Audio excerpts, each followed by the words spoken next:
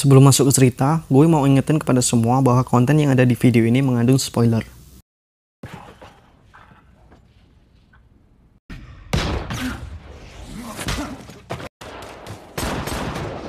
Halo sobat santuy, gimana kabar kalian? Semoga semua dalam keadaan sehat ya. Oke, di video kali ini gue akan bahas film berjudul Cold Pursuit yang rilis pada tahun 2019. Film dibintangi oleh Liam Neeson yang berperan sebagai Niels Coxman. Ya kita tahulah kalau Liam Neeson meranin film aksi kayak gini udah pasti keren lah. Film bercerita tentang seorang ayah yang bernama Niels Coxman yang menuntut balas dendam atas kematian putranya oleh kartel narkoba. Balas dendam pun dimulai. Niels mencari informasi tentang identitas dan keberadaan kartel narkoba tersebut. Sebelum lanjut, gue mau ingetin pada semua untuk terus dukung channel ini supaya berkembang dengan cara like, subscribe, dan aktifin loncengnya. Gue doain semoga kalian semua sehat selalu dan memiliki kuota berlimpah untuk menonton video di channel Movie Santuy.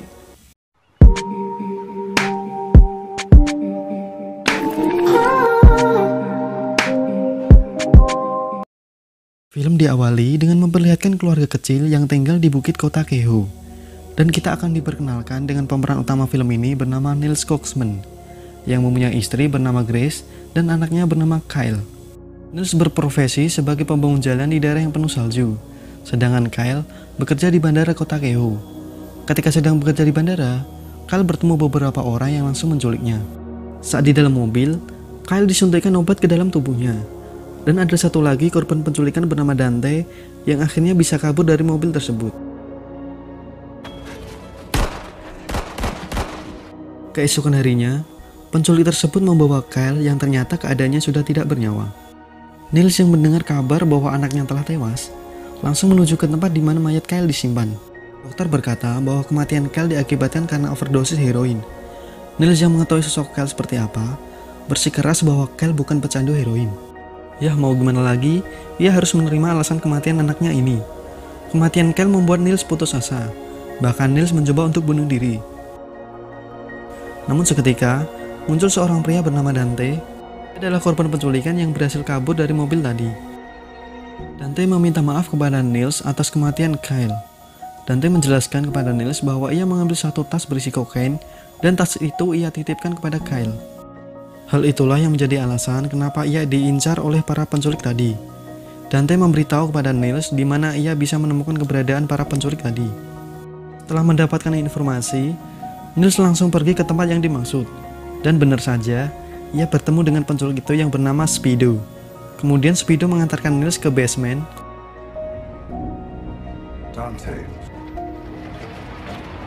Dan di saat itu juga, Niels langsung mengejarnya. Niels meminta alasan kenapa anaknya dibunuh. Dan Speedo mengatakan bahwa ia hanya disuruh oleh seseorang yang bernama Limbo. Karena merasa tak puas dengan informasi yang didapat, Niels meluapkan rasa kesalnya dengan membunuh Speedo. Kemudian mayat Speedo dibuang ke sungai dengan kawat yang membungkusnya. Kemudian beralih ke seorang pria bernama Trevor. Dia adalah bos besar di bisnis narkoba. Dan ternyata, dia adalah dalang dari pembunuhan Kyle. Di sana, ia mendapatkan kabar bahwa anak buahnya yang bernama Speedo telah hilang. Namun kabar ini tidak begitu ia cemaskan.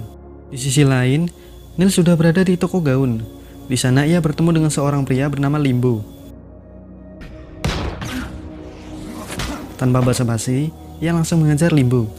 Niels menanyakan tentang kematian anaknya, dan Limbo pun menjawab kalau ia juga disuruh oleh seseorang yang bernama Santa. Seperti kejadian sebelumnya, setelah mendapat informasi, Niels langsung membunuh anak buah Trevor tersebut, dan ia kembali membuang mayat tersebut ke sungai. Lalu Sin kembali ke Trevor. Di sana ia dimintai hak asuh anak oleh mantan istrinya. Sedikit info, Trevor dan istrinya telah bercerai, dan sekarang sedang menjalani hak asuh anak pasca perceraian. Kemudian Trevor mendapatkan kabar bahwa anak buahnya yang bernama Limbo juga hilang. Lalu Sin beralih ke Niels. Di sana Niels sedang menunggu seseorang bernama Santa. Ketika melihat Santa keluar dari bandara, ia pun langsung mengikutinya. Karena Niels hafal jalan di kota Kehoe, ia pun mengambil jalan pintas dan langsung menghadang mobil Santa. Saat itu juga, Niels langsung mengejar Santa sampai tak berdaya. Setelah mendapat informasi bahwa Trevor adalah dalang dari pembunuhan anaknya, Niels langsung membuang jasad Santa ke sungai seperti biasa. Saat Niels kembali ke rumah, ternyata istrinya telah kabur meninggalkannya. Tidak diketahui alasan kenapa istrinya meninggalkannya. Lalu Niels mengunjungi saudara kandungnya bernama Brock Koksman. Brock sendiri adalah mantan pegawai bos narkoba saat bisnis itu masih dijalankan oleh ayah Trevor. Di sisi lain, Trevor berpikir bahwa 3 anak buahnya yang hilang adalah ulah dari geng narkoba lainnya bernama White Bull. Lalu Trevor menyuruh anak buahnya untuk menculik orang Indian tersebut di bandara kota Kehoe. Sesaat kemudian, orang Indian tersebut muncul dan kedua anak buah Trevor berhasil menculiknya. Trevor pun langsung membunuh orang Indian tersebut dan menggantung jasadnya di papan penunjuk jalan. Ketua dari geng White Bull merasa sedih setelah melihat anaknya dibunuh oleh geng Viking yang dipimpin oleh Trevor. Malam itu, Niels kembali mengunjungi Brock. Niels menanyakan kepada Brock cara untuk membunuh Trevor. Mengingat Trevor yang memiliki keamanan tinggi, Brock menyuruh ke Niels untuk menyewa pembunuh bayaran. Singkat cerita, akhirnya Niels menyewa pembunuh bayaran. Namun ternyata si pembunuh bayaran tersebut berkhianat dan malah menjual informasi kepada Trevor. Ia memberitahu bahwa ada seseorang yang menyuruhnya untuk membunuh Trevor, dan juga memberitahu nama orang tersebut.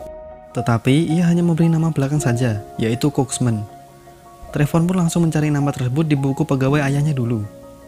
Dan Trevor mengetahui nama lain Koksman yaitu Wingman. Trevor menyangka bahwa ini adalah ulah Brock Koksman. Lalu ia menyuruh anak buahnya untuk membunuh pembunuh bayaran tersebut sebelum mencari keberadaan Brock.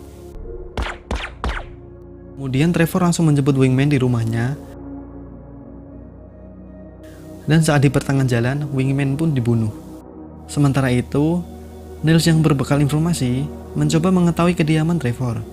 Dan di sana ia melihat bahwa anak Trevor sekolah di ST Philip. Di sisi lain, Trevor sadar bahwa orang Indian yang ia bunuh ternyata tidak bersalah.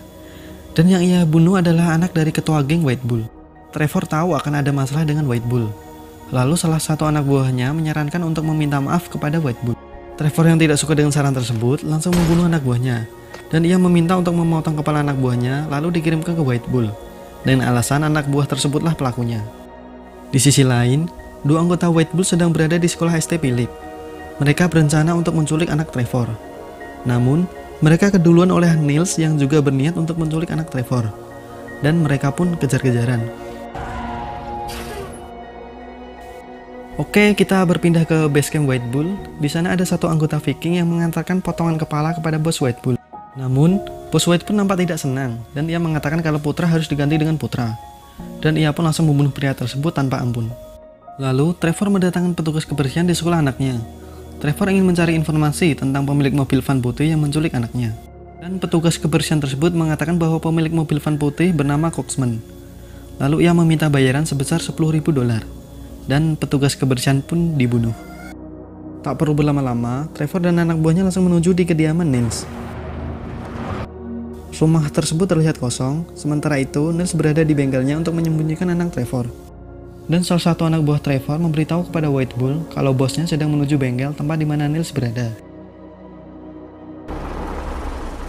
Niels bersiap-siap untuk menembak Trevor dari bawah mobil.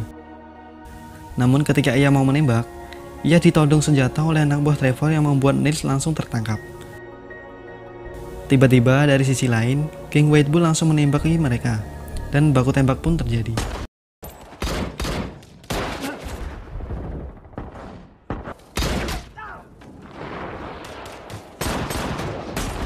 Setelah banyak korban berjatuhan termasuk anak buah Trevor, Trevor lalu mencoba kabur dengan membawa mobil. Niels yang melihat Trevor akan kabur, lalu ia menggunakan mobil proyek dan menancapkan satu batang pohon ke mobil Trevor. Di saat itu juga, bos White Bull menembak Trevor hingga sekarat. Setelah melihat Trevor sekarat, Niels pun langsung melanjutkan proyek jalannya. Di situ juga ada bos White Bull bernama John yang sedang menumpang. Mereka berdua melihat seseorang yang sedang terbang menggunakan para layang, dan hebatnya, pria tersebut mendarat tepat di bagian mesin penyedot salju dan tewas. Di akhir film, polisi mendatangi lokasi penembakan antara kedua geng tadi. Anak Trevor berhasil diamankan oleh polisi. Sementara itu, Trevor yang sekarat meminta ke polisi untuk menyampaikan pesan kepada mantan istrinya. Kalian mau tahu isi pesannya apa? Gak ada, karena Trevor tewas lebih dulu sebelum menyampaikan isi pesan. Dan film pun selesai. Oke, itu dia aksi Liam Neeson membalaskan dendam atas kematian putranya. Dan semoga ia segera bertemu kembali dengan istrinya yang telah kabur. Sampai jumpa di video selanjutnya. Bye-bye.